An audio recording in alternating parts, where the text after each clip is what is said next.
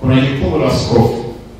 Na jukumu la askofu tulipata katika kitabu kile cha waraka wa pili wa Timotheo sura ya 4 mstari wa 1 hadi wa 3 nikasoma. Na kuagiza mbele za Mungu na mbele za Kristo Yesu atakayehukumu walio hai na waliokufa kwa kufunuliwa kwake na kwa mfano wake, lihubiri neno, uwe tayari wakati kufaa na wakati usiofaa, karipia, kemea na kuonya kwa uvumilivu wote na mafundisho. Maana utakuja wakati watakapoyakataa mafundisho yenye uzima, ili kwa kuzifuata nia zao wenyewe wanajipatia walimu makundi, na kwa kuwa wana masikio utafiti. Baba Askofu Kahana, Mungu amekuita kwa sababu ana kusudi na wewe, na umeitwa katika kipindi kigumu, katika nyakati za mwisho. Watu wengi wamekata tamaa na maisha, kimwili na kiroho. Maovu yametamalaki katika dunia. Ukweli na haki imekuwa ni bidhaa adimu, na roho ya kupinga Kristo iko juu ya kilele katika nchi yetu. Mafundisho potofu, roho ya ukengefu imetamalaki katika nchi yetu na katika ulimwengu. Na sasa kuna akili mnemba imekuja kwa kasi sana. Kwa hiyo upo katika kipindi kigumu, na Mungu anakuinua ili utumike. Na amekuinua kwa kusudi kwa wakati huu ili ubebe mzigo. Watumishi wenzako katika dayosisi na Kondoo katika dayosisi, na Baba Askofu mstaafu Mtutemela katika kitabu chake cha Nionyeshe Kiongozi Mwadilifu anasema maneno haya, na hapa ni makuu: moyo wa kiongozi ni kuwatumikia watu, sio kuwaumiza watu. Lengo la uongozi ni kubeba maumivu ya watu katika mahangaiko ya watu yaliyopo na yatakayokuja. Ukiwa kiongozi umeitwa uyabebe na kuonyesha njia katika dayosisi yako. Kwa hiyo unaipiki kiungo, lakini Mungu amekuita kwa sababu ana kusudi na wewe. Jina la Bwana libarikiwe.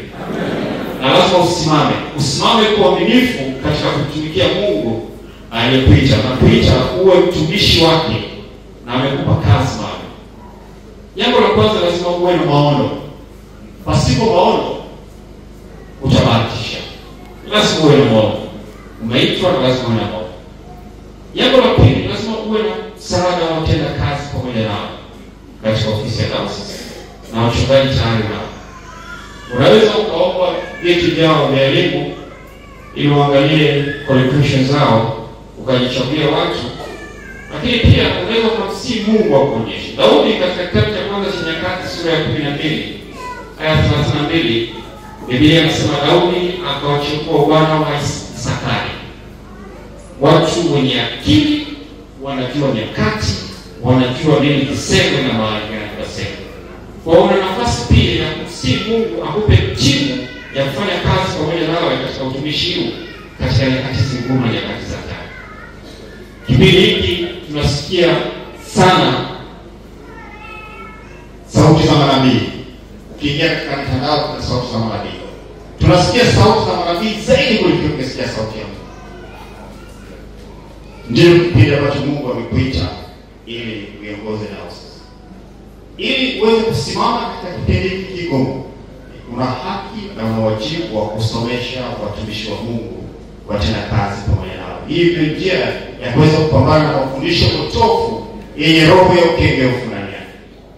Waraka wa pili wa Petro sura ya 3 aya 16 na 17, Biblia inasema Paulo nyaraka zake yako mambo magumu kuelewa. Watu wasio na elimu, wasio imara huyapotosha. Jilinde nafsi zenu, msichukuliwe na wahalifu wao. Ili usimame kuliponya kanisa na dayosisi yako katika nyakati hizi, katika mafundisho potofu, ni lazima wape watumishi wako elimu ya kufaa, elimu itakayoweza wasimame kuweza kuelewa ni kipi cha kufuata, kipi cha kukimbia, roho ya ukengefu ikoje na inafanya kazi gani. Jina la Bwana libarikiwe. Ili wasichukuliwe na wahalifu. Biblia inasema hawa ni wahalifu.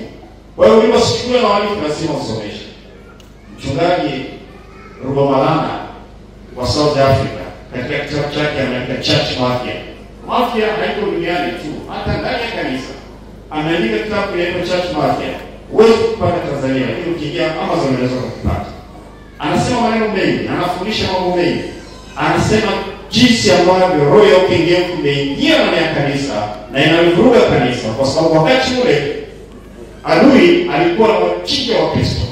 Lakini kila wachinja wa Kristo walikuwa wanafanya nini? Wanasonga mbele. Kwa sababu damu ya Wakristo, damu ya mashahidi ni mbegu ya nini?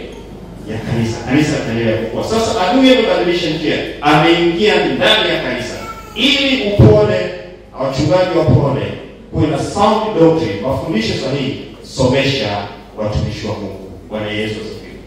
Shida nyingine ambayo inalitesa kanisa ni kuacha kusikia sauti ya Mungu. Demokrasia ni nzuri ikipata watu wazuri. Ikipata watu wabaya ni baya sana. Sisi kama kanisa, wewe kama mtumishi wa Mungu, Flavius Josephus katika karne ya kwanza AD anatawanisha neno theocracy, ni sauti ya Mungu katika imani, katika mafundisho. Mtegemee sana Mungu, isikilize sana sauti yake, iweze kupora kuongoza watu wa Mungu, iweze kupora kuongoza wachungaji na watu ambao Mungu amekabidhi. Theocracy ifanye kazi.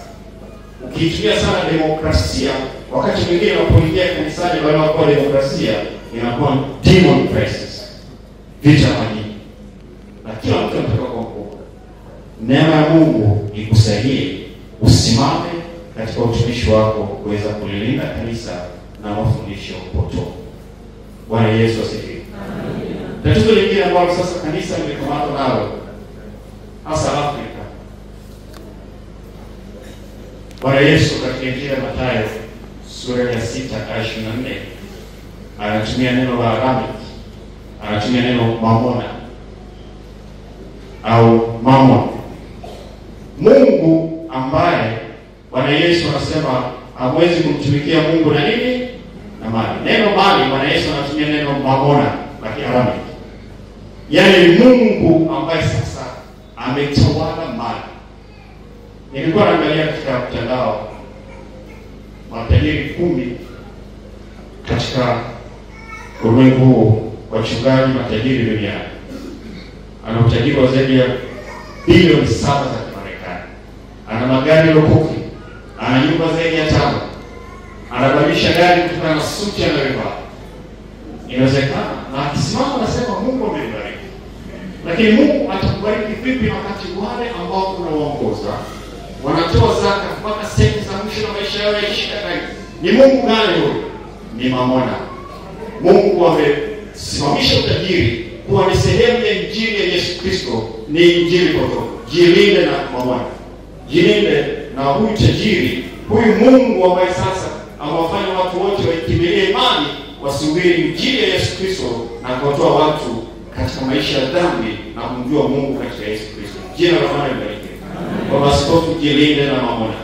Huyu Mungu ambaye ukiona watu wametajirika kupita, sio baraka za Mungu. Ni Mungu mamona ndiye anawatajirisha. Bwana kutie nguvu katika utumishi wako. Mchungaji mmoja anafundisha sana mambo ya uongozi Marekani, anaitwa John Maxwell.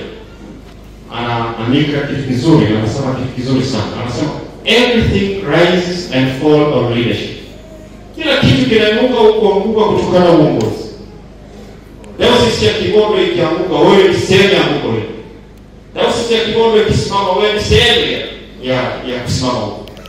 Na huna nafasi ya kujitetea. Huna nafasi ya kujitetea. Na ili uweze kusimama, lazima uwe mwaminifu hadi kufa. Jina la Bwana libarikiwe. Na uaminifu hapa sio 50%, sio 75%, bali 100%. Uwe mwaminifu. Uwe mwaminifu katika maisha yako, uwe mwaminifu katika kusema kwako, uwe mwaminifu katika matendo yako. Na ndipo watumishi watakuwa pamoja nawe, na maono yako kusimama na kanisa litakuwa pamoja nawe siku zote za maisha.